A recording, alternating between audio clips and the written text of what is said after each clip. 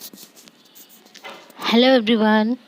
Today let us learn the MCQs. The topic related is electronic fund transfer.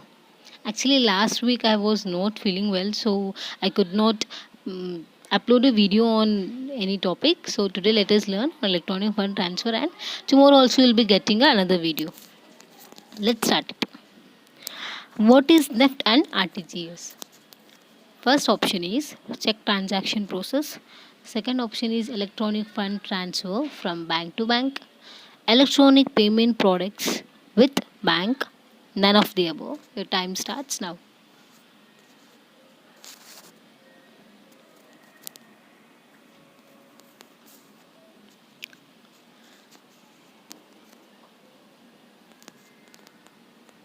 I hope you have selected your answer. So I think आप लोगों ने select कर लिया होगा, क्योंकि topic मैंने बता दिया है तो आंसर भी वही है. So what is NEFT and RTGS? These are the ways to transfer the fund from the one bank to another bank in the electronic form. So इसका आंसर है ऑप्शन 2.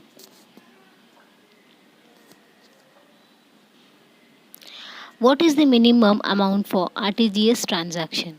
सो आरटीजीएस में ट्रांजैक्शन करना हो तो minimum amount हम कितना transact कर सकते हैं?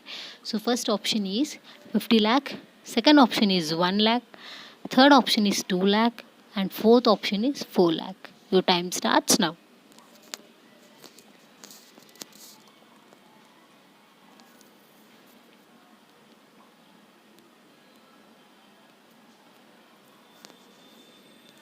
आई होप आपने सेलेक्ट कर लिया होगा आंसर. तो क्या हो सकता है? किसी को अगर पता हो तो मेरे को कमेंट सेक्शन में ज़रूर बताना.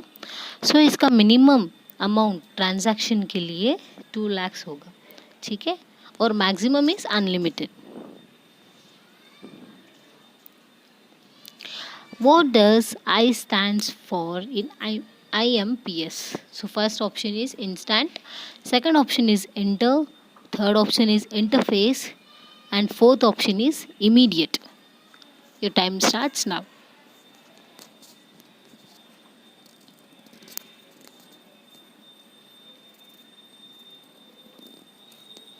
ये टॉपिक वेरी इजी है एक्चुअली. तो आप लोगों को एक या दो पक्का, एक्चुअली एक क्वेश्चन आ सकता है, ज़्यादा से ज़्यादा 2 क्वेश्चन, 2 तो नहीं आते हैं हमेशा. इस टॉपिक में आपको पक्का एक क्वेश्चन तो यूजीसी नेट में आएगा ही आएगा. सो आपने सेलेक्ट कर लिया होगा आंसर, ठीक है. तो देखते हैं क्या आंसर होगा. What does I stand for in the IMPS? सो इसके आंसर है इमीडिएट. इसका आंसर है इमीडिएट, ठीक है. अब हम एक और क्वेश्चन है, उसके बाद हम सीखते हैं पूरा इसको. NEFT and RTGS are manage by first option RBI, second option SEBI, third option NPCI and fourth option none of the above. Your time starts now.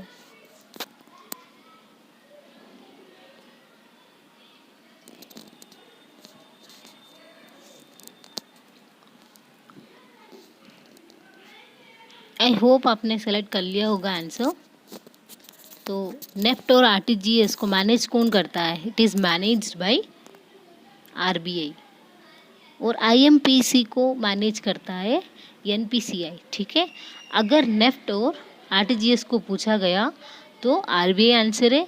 अगर IMPS को पूछा गया तो NPCI है, ठीक है. चलो देखते हैं आरटीजीएस, नेफ्ट और IMPS क्या होता है. इसके कंपैरिजन से आपको बहुत अच्छा से समझ में आ जाएगा. So let's see here. चलो basics of comparison. Minimum transfer value, NEFT में मिनिमम ट्रांसफ़र वैल्यू हम 1 रुपी कर सकते हैं, वेराज आरटीजीएस में हम लोग 2 लाख रुपीज़. सो अभी क्वेश्चन आया था ना, मिनिमम ट्रांजैक्शन कितना कर सकते हैं आरटीजीएस में, दैट इज़ 2 लाख, वेराज नेफ्ट में ₹1 से हम लोग कर सकते हैं, और IMP से भी ₹1 से हम लोग कर सकते हैं.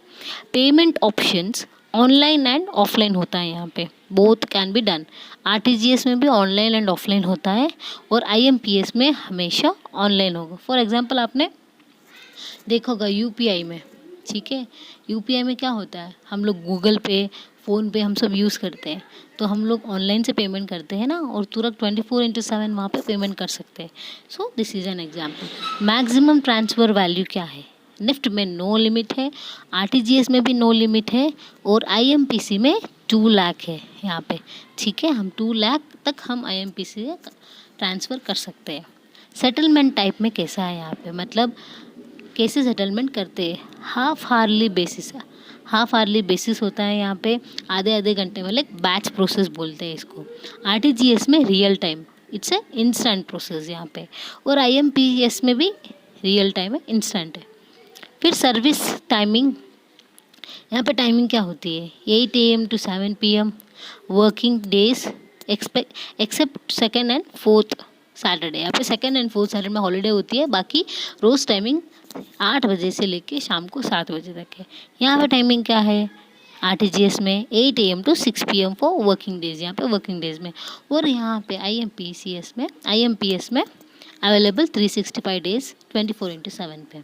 इनवर्ट ट्रांजैक्शन चार्जेस क्या है? यहाँ पे नो चार्जेस, कोई भी चार्जेस नहीं लगता। यहाँ पे आरटीजीएस में no charges, decided by the individual member banks and PPIs. यहाँ पे डिसाइड करते हैं उनके जो पीपीआईज और इंडिविजुअल मेंबर बैंक जो भी है। ठीक है, आई होप आपको समझ में आ गया होगा। आईएमपीएस का फुल फॉर्म है इमीडिएट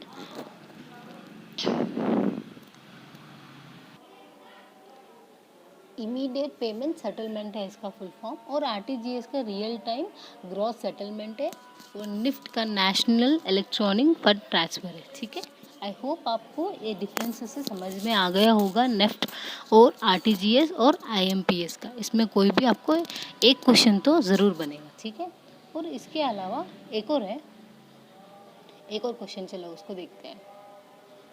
ठीक है, 1 minute. Okay, international fund transfer can be done by RTGS, NIFT or SWIFT, or none of the above. Your time starts now.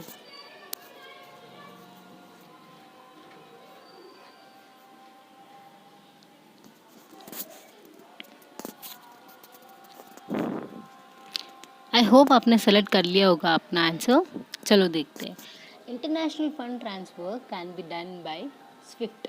ठीक है, तो ये दोनों तो अपने नेशनल हो गए, बट अगर हमें इंटरनेशनल लेवल पे कोई बैंक को ट्रांसफ़र करना हो तो हम स्विफ्ट यूज़ करते हैं। और यहाँ पे कैसे ट्रांसफ़र करते हैं? स्विफ्ट कोड दिया जाता है हर एक बैंक को, तो उसके प्रकार हम लोग अपने कोड डाल के जिस बैंक को ट्रांसफ़र करना है हम लोग ट्रांसफ़र कर सकते हैं।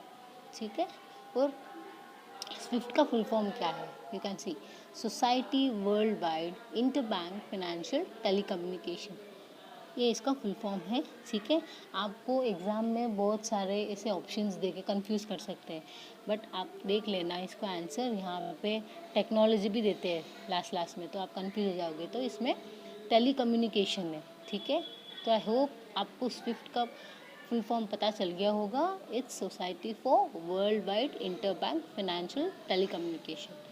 आई होप आपको एमसीक्यूज़ अच्छा लगे होंगे और एमसीक्यूज़ का आपको टॉपिक समझ में आया होगा।